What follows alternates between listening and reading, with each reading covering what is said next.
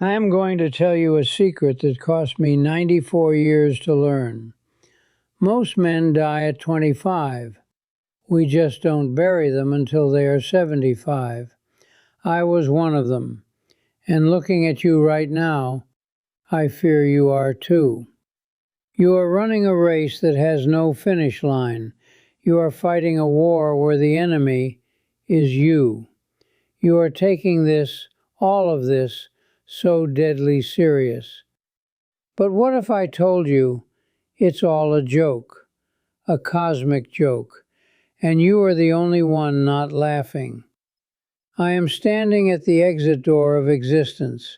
My hand is on the knob, and before I leave, I need to give you the cheat code, the code to the game you didn't even know you were playing. If you click away now, you will stay in the trap. But if you listen, I might just save your life. Stop breathing for a second and listen. Let's talk about the weight you are carrying. I remember being 25. I remember the knot in my stomach. It was always there, a tight, cold knot of anxiety. I had to be successful. I had to be respected. I had to be someone.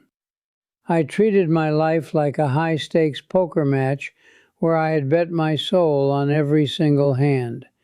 If I lost a job, the world was ending. If a girl rejected me, my life was over. If I fell behind my peers, I was worthless. I walked around wearing a heavy coat, a coat lined with lead. Every pocket was filled with rocks, a rock for my reputation, a rock for my bank account, a rock for what my father thought of me, a rock for what my neighbors thought of me. I marched through the best years of my life, bent double under this weight, sweating, grunting, miserable. And the worst part? I was proud of the weight. I thought the suffering meant I was doing it right. I thought taking it seriously was the price of admission. I see you doing the same. I see you scrolling through your phones at 2 a.m., comparing your behind the scenes with everyone else's highlight reel. You think you are running a race. You think there is a finish line. You think there are judges writing down your score. I spent 40 years working a job I didn't love, to buy a house that was too big, to impress people I didn't like. I was serious, I was focused, I was disciplined, and I was asleep. I was a character in a video game who thought the walls were real. I stressed over deadlines that today no one on earth remembers. I lost sleep over arguments with men who have been dead for 20 years. The anxiety you feel right now, that tightness in your chest, it comes from a lie. The lie that this is permanent. The lie that this matters in the way you think it matters. You are acting like you are going to live forever. You are hoarding money like you can spend it in the grave. You are guarding your reputation like it will be carved into the mountains. It won't. I am 94. My friends are gone. My enemies are gone. The trophies I won are in a box in the attic, gathering dust. The money I stressed over, it's just numbers. When you take life too seriously, you become stiff. And in nature, things that are stiff break. The willow tree survives the storm because it bends. The oak tree falls because it stands rigid. You are trying to be the oak. You are trying to control the wind, and it is breaking you. So, when did I wake up? It wasn't a sudden flash of light. It wasn't a burning bush.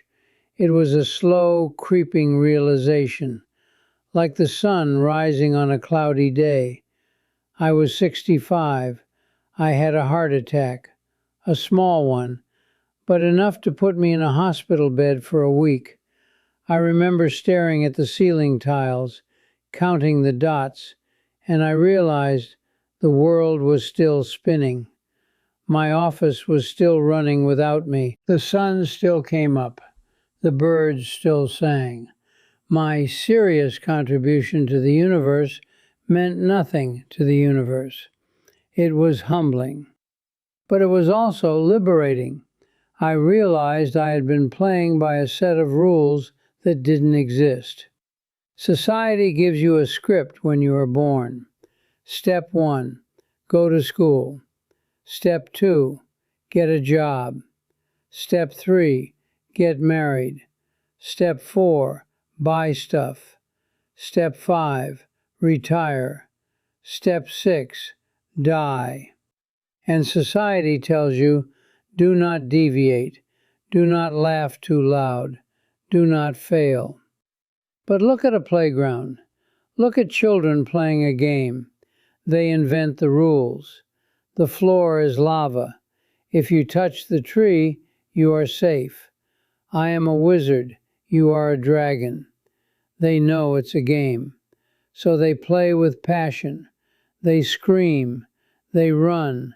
They fall down. And when they scrape their knee, they cry for a minute, and then they get up and run again. They don't sit on the swings analyzing the statistical probability of falling. They don't hold board meetings about the efficiency of the slide. They just play. But somewhere along the way, we forgot how to play. We started thinking the points were real. Here is the secret I learned in that hospital bed. You are a ghost driving a meat-covered skeleton made of stardust. Read that again. You are a ghost driving a meat-covered skeleton made of stardust. What part of that sounds serious to you? It is absurd. Existence is absurd. We are floating on a rock in the middle of a black void. And you are worried about an email? You are worried about a wrinkle on your forehead? When I realized it was a game, I stopped being a worker. I became a player. A player takes risks. A player explores the map. A player tries new strategies just to see what happens. If a player loses a life, they simply respawn. In life, your respawn is the next morning. Did you fail yesterday? Good. Wake up. Press start. Try again. The only way to truly lose this game is to be too afraid to press the buttons. The only way to lose is to stand in the corner, safe and bored, waiting for the timer to run out. And the timer is running out. Tick, tock. If you want to stop suffering and start playing, you need to understand the mechanics. I have boiled it down to 3 truths. 3 secrets that young men ignore until it is too late. Secret number 1, no one is watching you. This is the biggest prison we build, the prison of other people's opinions. You think you are the main character in a movie. You think everyone is watching your performance. You think if you trip, the whole audience will laugh. I have news for you. There is no audience. Everyone else is too busy worrying about their own movie. They are too busy looking in the mirror to look at you. I spent decades trying to impress people. I bought cars I couldn't afford. I wore suits that were uncomfortable. I nodded when I disagreed. And you know what? None of them were at my hospital bed. None of them are here now. Most of them are dead. And the ones who are alive don't remember the embarrassing thing I said at a party in 1974.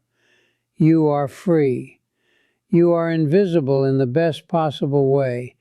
Dance, sing, write the book, start the business, fail. No one cares. And that is your superpower. Secret number 2, the side quests are the main quest. Young men are obsessed with the destination, the main quest. Become the CEO, make the million, get the medal. You rush through the levels, you skip the dialogue, You ignore the scenery because you want to get to the boss fight. But looking back from 94, I don't remember the promotions. I don't remember the paychecks. I remember the side quests. I remember sitting on a roof with my brother, drinking cheap beer and watching the sun come up. I remember the smell of my wife's hair on a rainy Tuesday. I remember teaching my son how to hold a fishing rod. I remember the taste of a cold apple after a long hike. Those weren't distractions from my life. Those were my life. The game isn't about finishing, because the finish line is a coffin. The game is about the gameplay. It is about the texture of the controller in your hand. Don't rush the coffee you are drinking right now. That coffee is the point. Don't rush the conversation with your mother. That conversation is the point. Secret number 3. You can't take the tokens with you. We collect tokens, money, status symbols, likes, followers. We hoard them. We hurt people to get them. We hurt ourselves to keep them. But at the end of the game, the machine turns off. You don't get to cash them out.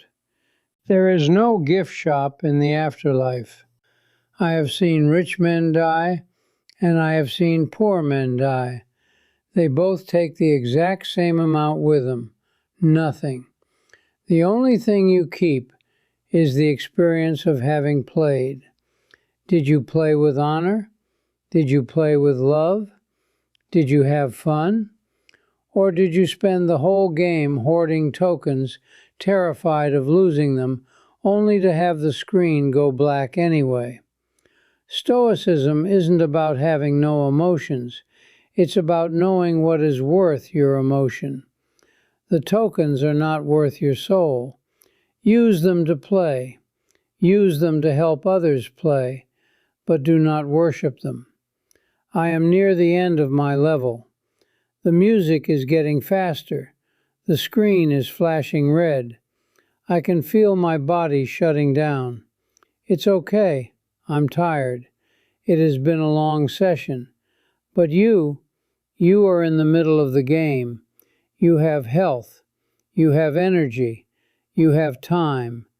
Please, I am begging you, put down the heavy coat. Stop taking it so seriously.